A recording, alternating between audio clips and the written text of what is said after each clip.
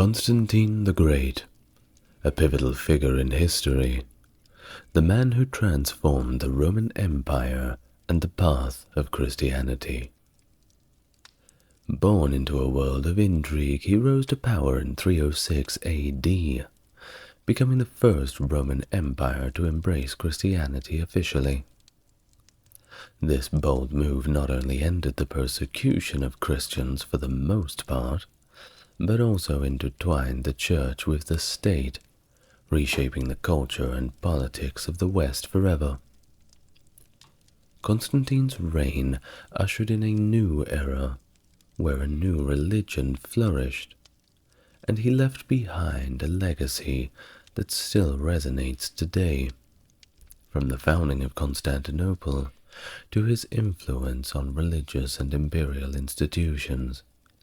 His story is a fascinating exploration of how one leader's vision can alter the course of history. Hello everyone and welcome back.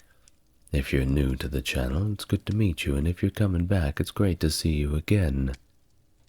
If you'd like to support the channel, head on over to my Patreon.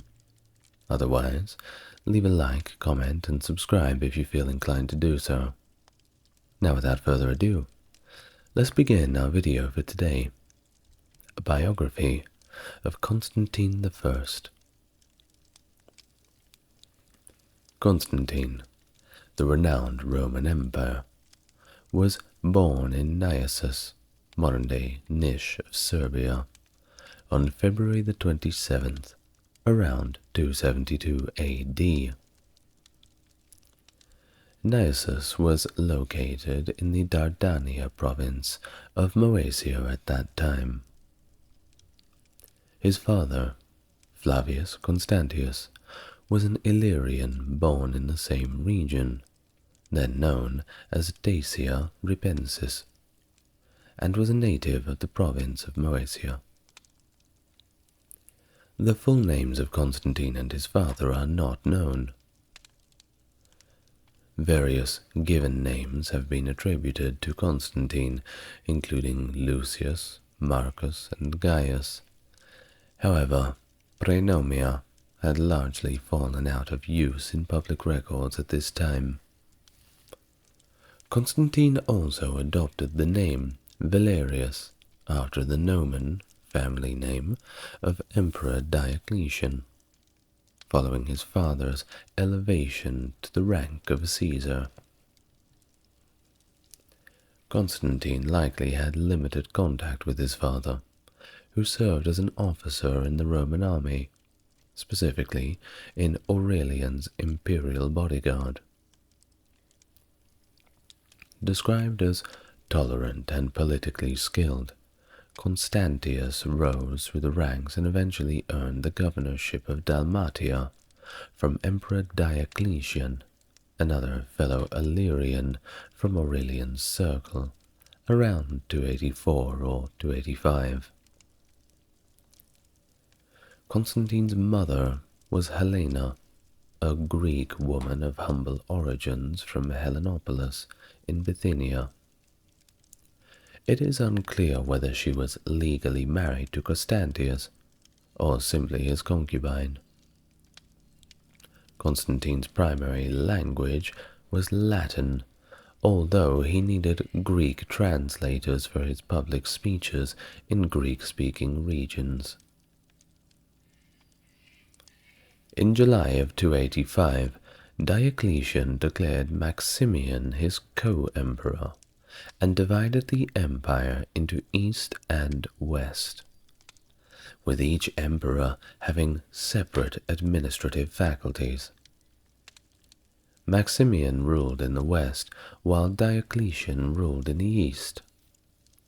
In 288, Maximian appointed Constantius as his praetorian prefect in Gaul, and Constantius married Maximian's stepdaughter, Theodora, in 288 or 289. Diocletian further divided the empire in 293, establishing the tetrarchy system, with two Caesars subordinate to each Augustus. Constantius was appointed as one of the Caesars, along with Galerius. Constantine, as Constantius's son and heir presumptive, went to Diocletian's court, where he lived as his father's designated successor.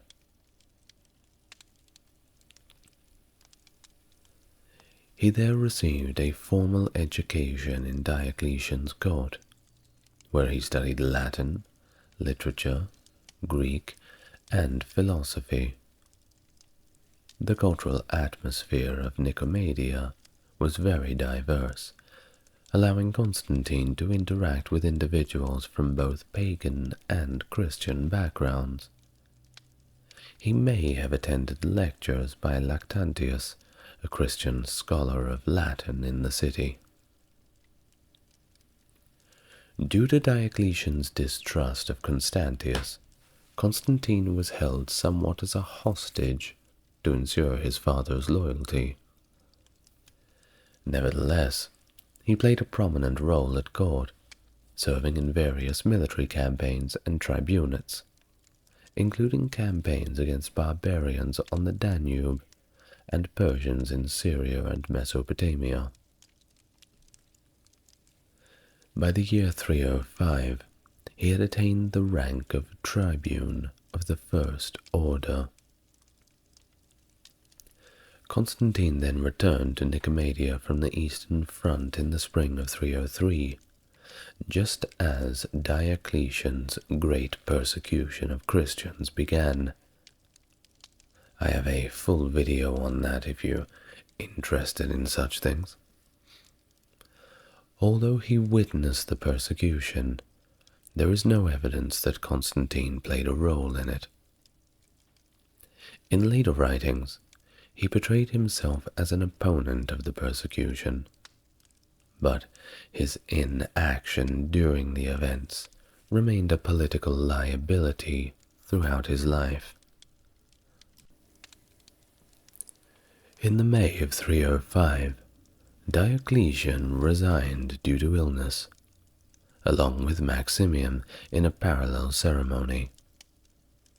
Galerius, Diocletian's successor, manipulated the situation to exclude Constantine and Maxentius, Maximian's son, from the imperial succession, promoting Constantius and himself to the rank of Augusti instead. After Diocletian's abdication, there were reports of plots against Constantine's life orchestrated by Galerius. These included assigning Constantine to lead dangerous military maneuvers, and even attempting to kill him during hunts and battles.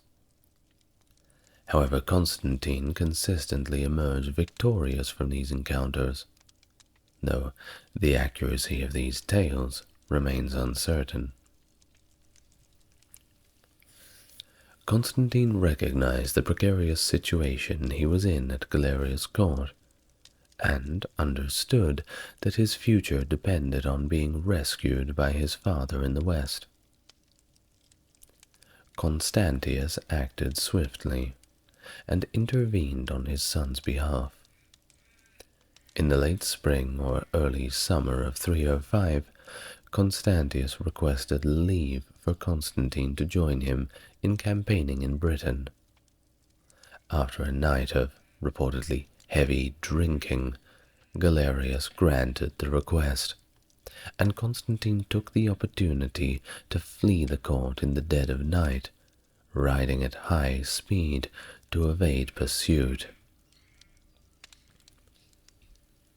Constantine joined his father in Gaul at Bologna before the summer of 305. Together, they crossed the English Channel to Britain and arrived at Eboracum, modern-day York, the capital of Britannia Secunda. There, Constantine spent a year campaigning against the Picts north of Hadrian's Wall, alongside his father. However, Constantius fell severely ill, and passed away on July 25, 306, in Eboracum. Before his death, he declared his support for raising Constantine to the rank of full Augustus. The Alemannic king Crocus, who served under Constantius, proclaimed Constantine as Augustus, and the troops loyal to Constantius followed suit, accepting Constantine's rule in Gaul and Britain. Constantine then officially notified Galerius of Constantius's death and his own acclamation as Augustus, accompanying the message with a portrait of himself in imperial attire. Galerius, furious at this news, initially considered outright denial, but he was persuaded by his advisors to come to a compromise. He granted Constantine the title of Caesar rather than Augustus, reserving the latter for Severus. Galerius also sent Constantine the traditional purple robes of an emperor, personally affirming his recognition of Constantine's status. He accepted this compromise, understanding its significance in legitimizing his rule. After being proclaimed emperor, Constantine's realm included Britain, Gaul, and Spain, and he commanded one of the largest Roman armies stationed on the crucial Rhine frontier.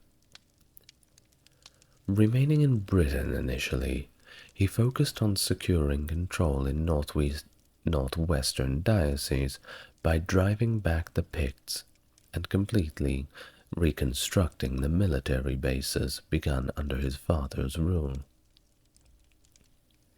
Additionally, he ordered the repair of the region's roadways to facilitate communication and movement of troops. Upon leaving Britain for Trier in Gaul, the capital of the northwestern Roman Empire, Constantine faced a Frankish invasion across the lower Rhine during the winter of 306 to 307. He successfully repelled the invaders and captured their kings, Ascaric and Merogace, who were subsequently executed in Trier's amphitheater in a public spectacle. Constantine initiated a significant expansion of Trier, fortifying the city's circuit wall with military towers and fortified gates. He also commenced the construction of a palace complex, an audience hall, and an imperial bathhouse. Throughout Gaul, he sponsored various building projects, notably in Autun and Arles. While at this time, Constantine was not yet a Christian, he pursued a tolerant policy toward Christianity, likely viewing it as a more prudent approach than open persecution, especially in contrast to the policies of the great persecutor Galerius. He officially ended the persecution of Christians and restored to them what they had lost during the previous times. Despite initial doubts about his legitimacy, Constantine's military prowess and ambitious building projects garnered favorable comparisons to his father Constantius. His coinage, sculpture, and oratory displayed disdain towards the barbarians beyond the frontiers, emphasizing Roman victories and portraying defeated enemies as weak and supplicant. After Galerius recognized Constantine as Caesar, Constantine's portrait was brought to Rome in the customary fashion. However, Maxentius, envious of Constantine's authority, mocked him as the son of a harlot and seized the title of emperor on October 28, 306. Despite Galerius's refusal to recognize him, Maxentius held on to power. Galerius sent Severus to confront Maxentius, but Severus's armies defected to Maxentius, leading to Severus's capture and imprisonment. In response to the rebellion of Maxentius, Maximian, Maxentius's father, came out of retirement and sought an alliance with Constantine. Maximian proposed marrying his daughter Fausta to Constantine and elevating him to the rank of Augustus in exchange for support against Maxentius. Constantine accepted the offer and married Fausta in Trier in the late summer of 307, providing Maxentius with political recognition. Despite this alliance, Constantine remained aloof from the conflict in Italy, focusing instead on campaigns against Germanic tribes along the Rhine.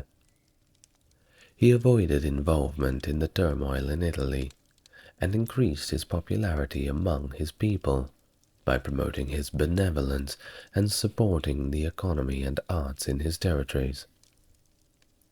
Meanwhile, Maximian returned to Rome, but soon fell out with Maxentius and attempted to usurp his title, leading him to seek refuge with Constantine once again. In November 308, Galerius called a council at Carnuntum to address instability in the western provinces. At the council, Maximian was forced to abdicate, and Constantine was demoted to Caesar status, while Licinius was appointed Augustus in the western regions. However, Constantine refused to accept the demotion and continued to style himself as Augustus on his coinage. Galerius attempted to placate both Constantine and Maximinus by offering them the title of Sons of the Augusti, but neither of them accepted it. By the spring of 310, Galerius began referring to both Constantine and Maximus as Augusti. In 310, Maximian, feeling dispossessed, rebelled against Constantine, while the latter was away campaigning against the Franks. Maximian had been sent to Arles with a contingent of Constantine's army to prepare for any attacks by Maxentius in southern Gaul. Maximian falsely announced Constantine's death and attempted to seize power for himself. However, most of Constantine's army remained loyal to him, and Maximian was forced to flee. Upon hearing of the rebellion, Constantine abandoned his campaign and marched his army up the Rhine.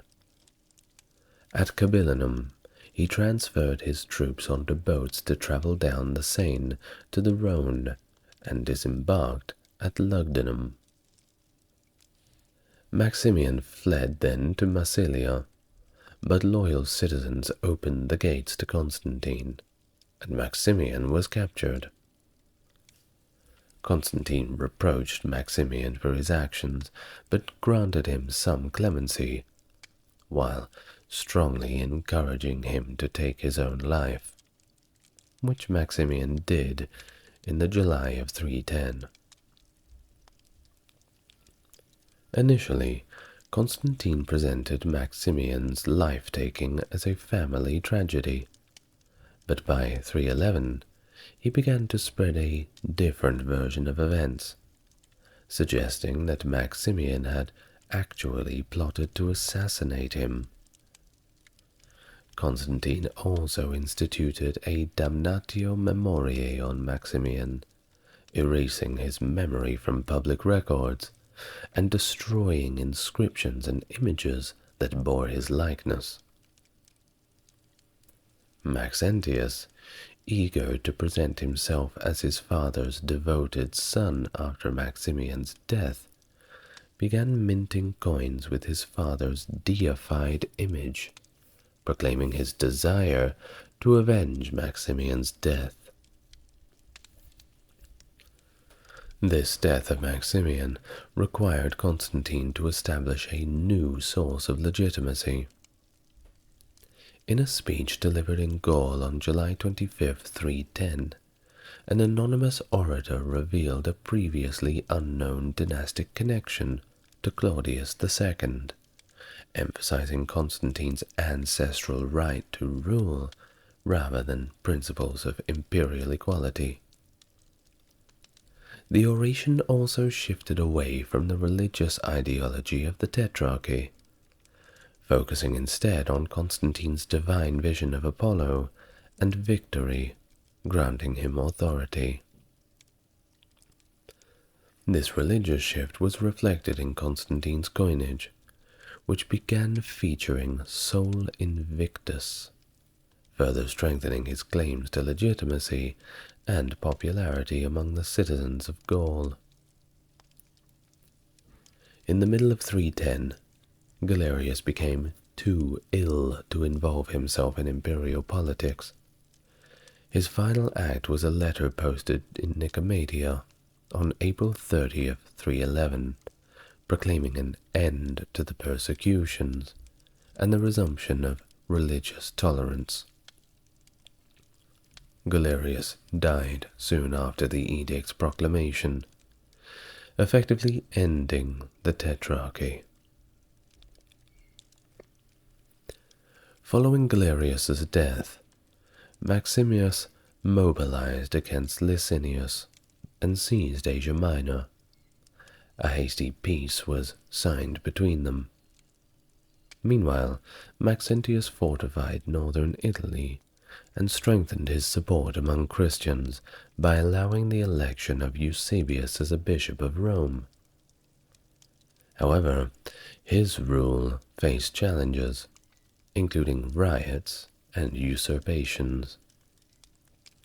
By the year 312, Maxentius was barely tolerated, even among the Christian Italians. In the summer of 311, he mobilized against Constantine, declaring war on him to finally avenge his father's death. To prevent Maxentius from forming an alliance with Licinius against him, Constantine forged his own alliance with Licinius and offered him his sister Constantia in marriage. Maximius considered Constantine's alliance with Licinius as a challenge to his authority, and sought an alliance with Maxentius. Inter-regional travel then became quite difficult, and the build-up of militaries was evident everywhere one could see. Constantine's advisors cautioned against attacking Maxentius preemptively, but Constantine, inspired by what some believed to be supernatural guidance, simply ignored the warnings. In the spring of 312, Constantine crossed the Cottian Alps with a quarter of his army, encountering resistance at Segusium. After taking the town, he advanced further into northern Italy. At Turin, Constantine's army faced a large force of heavily armed Maxentian cavalry. In the Battle of Turin, Constantine's troops encircled and ultimately defeated Maxentius, securing victory. Turin had welcomed Constantine, and other cities of the northern Italian plain sent embassies congratulating him on his victory. Constantine then moved to Milan, where he was also warmly received, before continuing to Brixia. After dispersing Brescia's army, Constantine advanced swiftly to Verona, where a large Maxentian force was camped. Ruricius Pompeianus, the general of the Veronese forces and Maxentius's praetorian prefect, held a strong defensive position due to the town's location surrounded by the Adige River on 3 sides.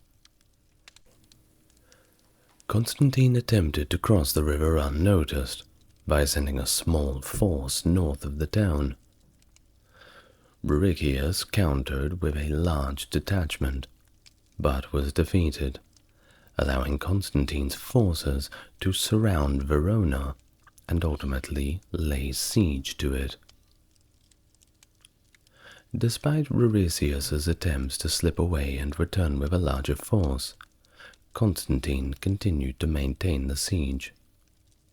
In a desperate encounter, Ruricius was killed, and his army destroyed. Verona surrendered soon after that, followed by Aquileia, Modena, and Ravenna, opening the road to Rome for Constantine. Meanwhile, Maxentius prepared for a siege in Rome, relying on the Praetorian Guard and the city's stockpiles of African grain. He cut off bridges across the Tiber and left central Italy undefended. Constantine progressed slowly along the Via Flaminia, allowing Maxentius's regime to weaken further. Public support for Maxentius continued to dwindle away, with the crowd openly taunting him at chariot races. On October the 28th, 312, the 6th anniversary of his reign, Maxentius consulted the keepers of the Sibylline books, who prophesied his death on that day at the hands of the enemy of the Romans, whatever that meant. Maxentius, no longer confident in a siege victory, prepared for a field battle against Constantine, and advanced north to meet him in battle.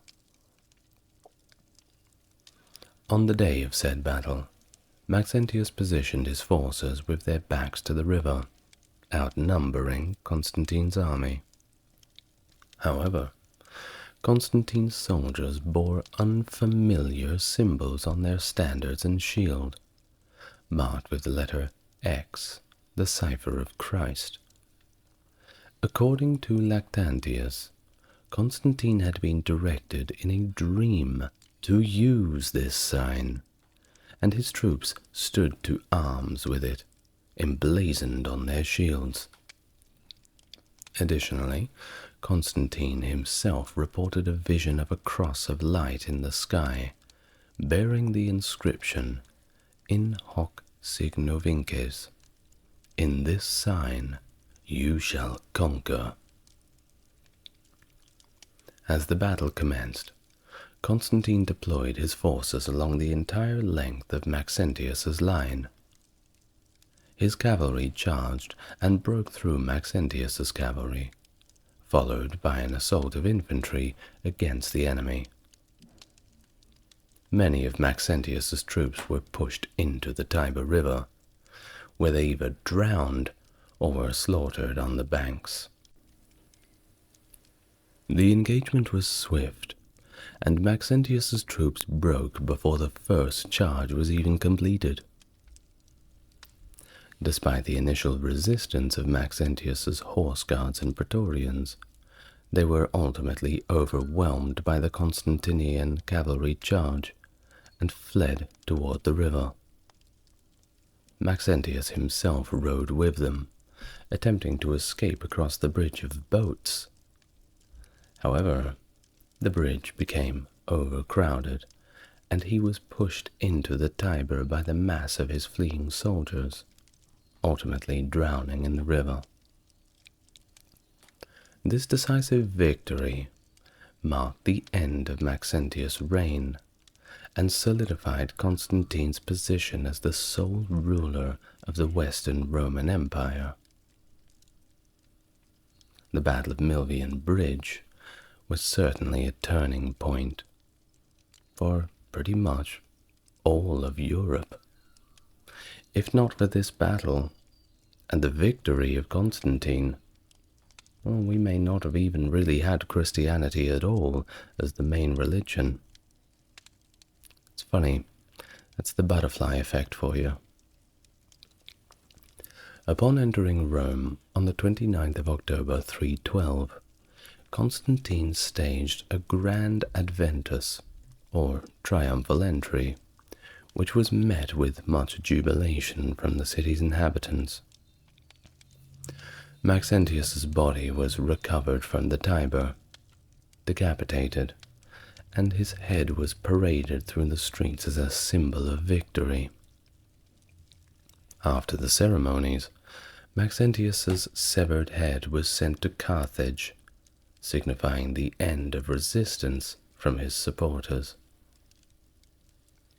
Contrary to tradition, Constantine did not visit the Capitoline Hill to perform sacrifices at the Temple of Jupiter. Instead, he visited the senatorial Curia Julia and assured the Senate of their restored privileges and a secure role in his government. In response, the Senate decreed him title of the first name, ensuring that his name would be listed first in official documents, and acclaimed him as the greatest Augustus. Constantine issued decrees to return lost property, recall political exiles, and release Maxentius's imprisoned opponents. An extensive propaganda campaign followed, aimed at purging Maxentius's image from public places and rewriting his story, portraying him as a tyrant, contrasted with an idealized image of Constantine as, of course, the liberator. Maxentius's decrees were declared invalid, and any honors he had granted were revoked. Constantine also sought to overshadow Maxentius's achievements, reclaiming structures built by him and re-educating them to himself. For example, the Circus Maximus was expanded to dwarf Maxentius's racing complex, and the Lateran Basilica was built on the site of the Imperial Horse Guard's former base. Furthermore, Constantine neutralized Maxentius's military supporters by disbanding the Praetorian Guard and the Imperial Horse Guard. Their tombstones were repurposed, and the Legio to Parthica was relocated. Maxentius's remaining forces were sent to the Rhine frontier for duty, consolidating Constantine's control over Rome and ensuring the elimination of any remnants of Maxentius's influence. In the years following his victory over Maxentius, Constantine focused on consolidating his power and reasserting his dominance over his rivals in the crumbling tetrarchy. In 313, he met with Licinius in Milan to solidify their alliance through the marriage of Licinius to Constantine's half-sister, Constantia. During this meeting, they agreed upon the famous Edict of Milan, which officially granted full tolerance to Christianity and all religions in the empire.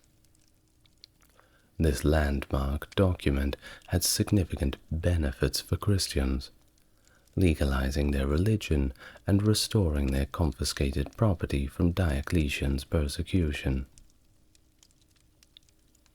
However, the conference was interrupted when news arrived that Licinius's rival, Maximinus, had invaded European territory.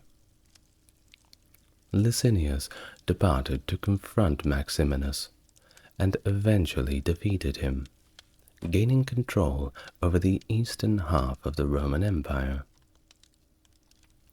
Relations between Constantine and Licinius soured over time, however, with Constantine surviving an assassination attempt orchestrated by Licinius. Well, that's one way to ruin a friendship. Now, in either 314 or perhaps 316, Constantine and Licinius clashed at the Battle of Chrysopolis, where Constantine, of course, emerged victorious. They met again at the Battle of Mardia in 317, leading to a settlement that included making their sons Caesars. Despite these arrangements, tensions persisted, and Licinius allegedly began to oppress Christians again, leading to a great civil war in 324. Constantine's Christian supporters framed the conflict as a battle between Christianity and paganism, with Licinius representing the old, outdated ways. Constantine's army, inspired by their zeal and under the banner of Labarum, emerged victorious at the Battle of Adrianople. Licinius fled, but Constantine pursued and defeated him at the Battle of Chrysopolis in September 324. After surrendering, Licinius and his associate Martinian were spared initially, but later executed by Constantine, who accused Licinius of plotting against him. With Licinius's demise, Constantine became the sole emperor of the Roman Empire, consolidating his power and securing his dominance over the western and eastern regions. Now, Diocletian during the Tetrarchy had established Nicomedia in the east as his capital, recognizing its strategic position for defending Thrace, Asia, and Egypt. Constantine, aware of the empire's shift toward the richer cities of the east, and the need to protect crucial regions from external threats, decided to choose a new capital with similar considerations. Additionally, the location allowed for the monitoring of shipping traffic between the Black Sea and the Mediterranean. Now, Licinius's defeat had symbolized the triumph over a rival center of pagan and Greek-speaking political activity in the east, contrasting with the Christian and Latin-speaking Rome. Constantine took this into account and envisioned a new eastern capital that would integrate the East into the Roman Empire, fostering learning, prosperity, and cultural preservation. Various locations were considered, including Serdica, Sirmium, and Thessalonica. However, Constantine ultimately decided to develop Byzantium, which had already been rebuilt on Roman urban patterns by previous emperors, and was also quite strategically significant. So, Constantine founded the city of Constantinople on 324 and dedicated it on the 11th of May 330. The city was adorned with relics such as the True Cross and the Rod of Moses, and special coins were minted to commemorate the event. Old pagan symbols were replaced or assimilated into Christian symbolism, and Constantine built the Church of the Holy Apostles on the site of a former temple to Aphrodite. According to legend, Constantine was guided to the location of the city by a divine vision, once again reinforcing its significance. Constantinople quickly came to be known as the New Rome, emphasizing its importance as the capital of the Eastern Roman Empire. So, that's enough about the city of Constantinople. Let's talk a little bit more about Constantine's policies towards Christianity, as that is what he's known for. Well, Constantine's role in ending the persecution of Christians and legalizing the religion was quite pivotal. In February 313, he met with Licinius in Milan to develop the Edict of Milan. That granted Christians the freedom to practice their faith without fear of persecution. It removed penalties for professing Christianity and restored confiscated church property, but crucially, it extended religious tolerance to all religions and cults in the Roman Empire, allowing individuals to worship any deity of their choice. Quite progressive, don't you think? The edict marked a departure from the previous policies of repression. Before its enactment, there were earlier attempts at religious tolerance, such as an edict issued in 311 by Galerius, which granted Christians the right to practice their religion, but did not address property restitution.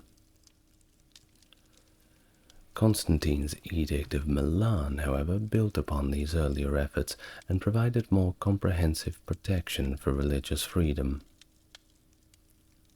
Now, the circumstances surrounding Constantine's own conversion to Christianity still remain debatable.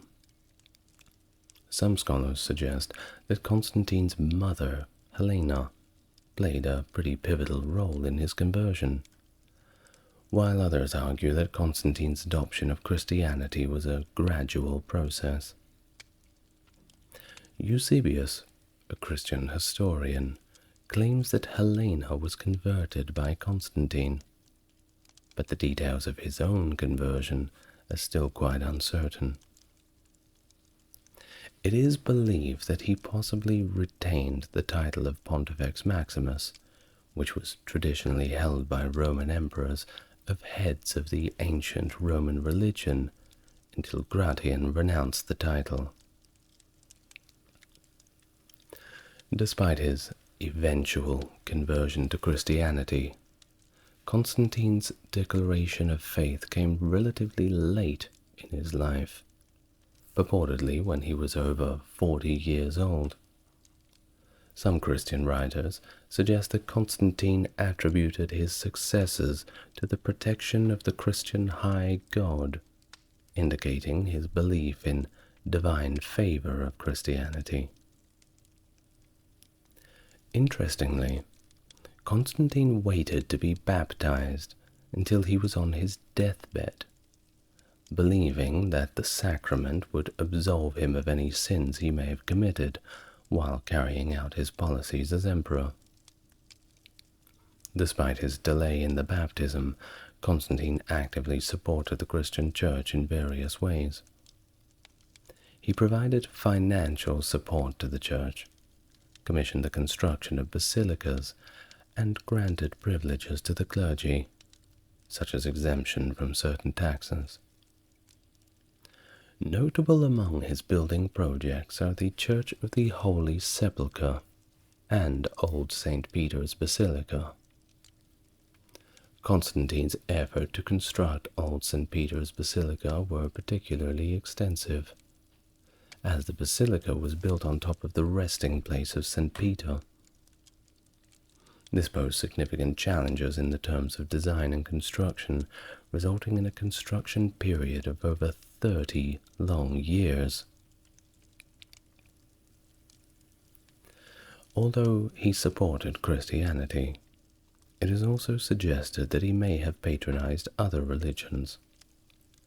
For example, a triumphal arch built in 315 to commemorate his victory at the Battle of Milvian Bridge featured images of the goddess Victoria, and sacrifices were made to pagan gods during its dedication ceremony.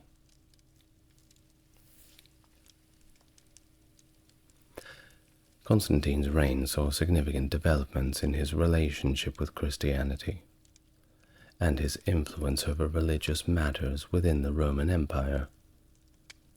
In 321, he enacted legislation designating Sunday as a day of rest for all citizens, a practice that continues to influence modern observance of the Christian Sabbath. By 323, he issued a decree prohibiting Christians from participating in state-sponsored sacrifices. Christian symbols, such as the chi rho, began to appear on Constantine's coinage, reflecting his growing association with Christianity. His authority extended to the early Christian councils, notably his involvement in resolving the dispute over Arianism. He sought to establish orthodoxy within the Church, enforcing doctrinal unity and rooting out heresy. His influence over these councils demonstrated the significant role that the emperor played in religious affairs during this period. In North Africa, he intervened in the conflict between Christian bishops ordained by Donatus and those loyal to Caecilian. After several church councils ruled against Donatists, Constantine issued an edict in 317 confiscating Donatus church property and exiling the clergy. Additionally, he convened the First Council of Nicaea in 325, which addressed theological controversies such as Arianism, and established the Nicene Creed.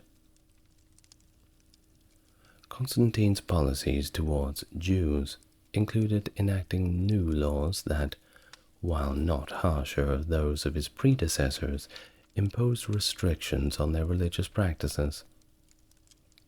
For instance, it became illegal for Jews to seek converts or attack fellow Jews who had converted to Christianity. They were also prohibited from owning Christian slaves and prohibited from circumcising them. However, Jewish clergy received similar exemptions as Christian clergy under Constantine's rule. Constantine's later years were marked by military campaigns and plans for further conquests. He considered Constantinople his capital and spent a significant portion of his later life there. In 328, he oversaw the completion of Constantine's bridge at Sukidava, with hopes of reconquering Dacia, a province abandoned during the reign of Aurelian. During the late winter of 332, he campaigned alongside the Sarmatians against the Goths. The harsh weather and scarcity of food reportedly inflicted heavy losses on the Goths, who eventually submitted to Roman rule. In 334, Constantine led a successful campaign against the Sarmatians after their commoners overthrew their leaders. He extended Roman control over the region and resettled some Sarmatian exiles as farmers while conscripting others into the Roman army. This campaign resulted in the reconquest of the southern part of Dacia, with the establishment of a new frontier line supported by strong fortifications. In recognition of his achievements, Constantine took the title Dacicus Maximus in 336. However, despite his military successes, he faced challenges on the eastern frontier. In response to border raids, he dispatched his son Constantius to guard the eastern frontier in 335. Prince Narseh of Persia invaded Armenia, a Christian kingdom since 301 in 336, installing a Persian client on the throne. This prompted Constantine to plan a campaign against Persia, treating it as a kind of Christian crusade. He intended to be baptized on the Jordan River before crossing into Persia, and commissioned a tent in the shape of a church to accompany his army. Despite diplomatic overtures from the Persians seeking peace, Constantine rejected them all. However, his plans for the campaign were cut short when he fell ill in the spring of 337. Constantine, aware that his death was imminent, had prepared a final resting place for himself within the Church of the Holy Apostles. His illness took a serious turn shortly after the feast of Easter in 337. Leaving Constantinople, he sought refuge in the hot baths near Helenopolis, his mother's city, hoping for a recovery. However, realizing that his condition was grave, he made preparations for baptism.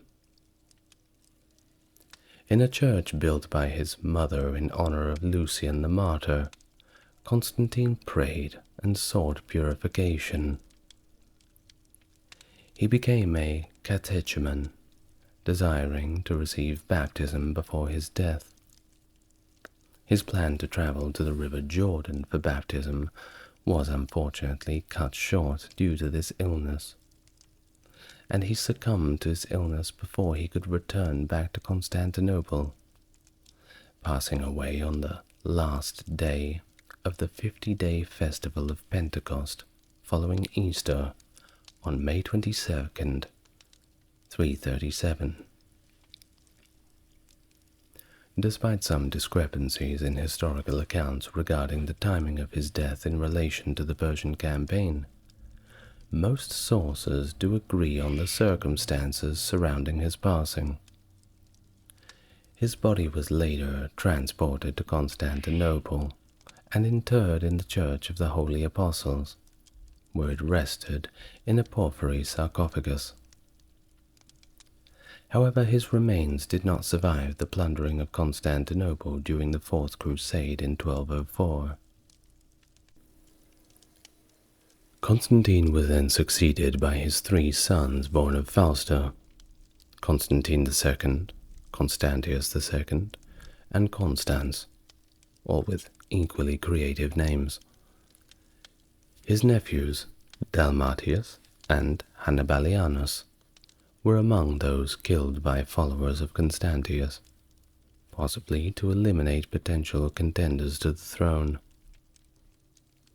Constantine also had two daughters, Constantina and Helena, the latter being the later wife of Emperor Julian, and we'll get to him in a separate video. Because with that, our video on Constantine the Great comes to an end. Thank you very much for listening today.